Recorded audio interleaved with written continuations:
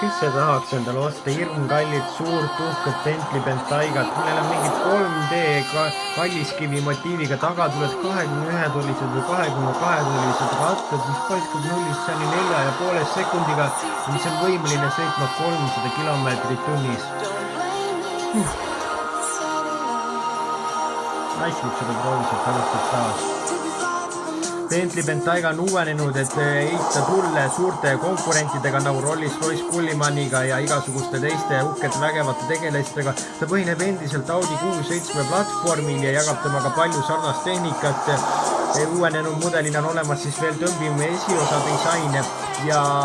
tagaosas on täiesti uued tagatuled, mis sarnanevad Flying Spori mudelile. Tal on olemas ka maastikusõiduprogrammid, täiendav põhjakat endal olemas, laskumisabi on olemas, tal muidugi on olemas ka õhkvedrustus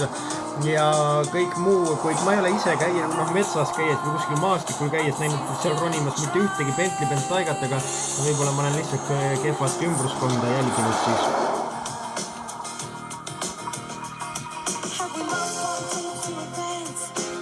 Interiooris on olemas nüüd uus 10,9-tolline multimeediasüsteem, seal on olemas nüüd juhtmevaba siis selle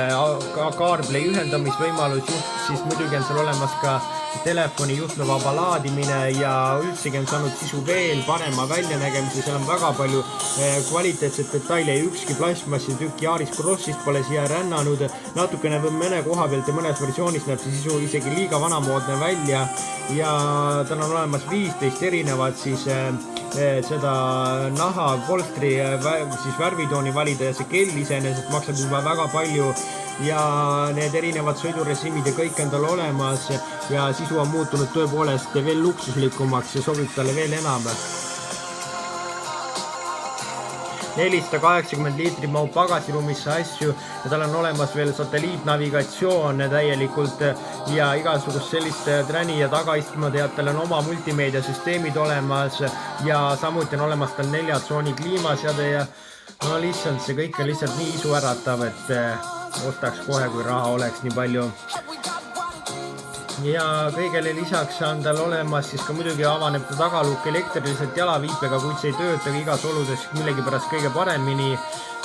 ja samuti taga siis aken ja on sellise kehva väljavaatamisvõimalusega ja sealt ei näe kõikest hästi, mis taga toimub. Aga mootorivalikus ei ole tal enam siis 4-liitrist V8 siis diiselmootorit, selle asemel on sarnane 4-liitrine V8 bensiin, millel on 404 kilovatti ja siis 550 hobujõudu, 14 liitrit 100-le kulutab see, kuid kes seda kütusekulunumbrit sellise auto puhul ikka peaks vaatama. Ja siis on tal olemas veel 3-liitrine siis V6 bensiinimootor, 250 kilovatine, 340 hobujõuline, mida aitab juurde siis ka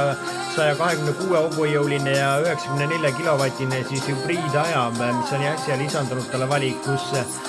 Ja muidu kuskil välismaa turgudel saab talle ka siis ka V12 mootorit ka juurde, nii et lõbu laialt nendel, kellel taskust leidub vähemalt 200 000 eurot, saab nautida sellist uhket ilmatu suurt kalliskivi,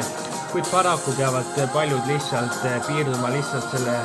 seda autot tutvustava naisluksuri proovisõidu vaatamisega või tänaval lihtsalt nutvalt järgi vaatama selle autoga, kui ise endal kuskil Volkswagen Passatis või Škoda Superbis parajasti märkamatult rooli keerates. Aga selline tõepoolest on uuenenud Bentley Bentayga, ta on vägagi ilus ja vägagi võimekas auto ja ilma Bentley Bentaygata oleks lihtsalt automaailm kurb. Meie teiega kohtume juba nädala pärast, seniks kohtumiseni ja püsige naisluksuri lainel.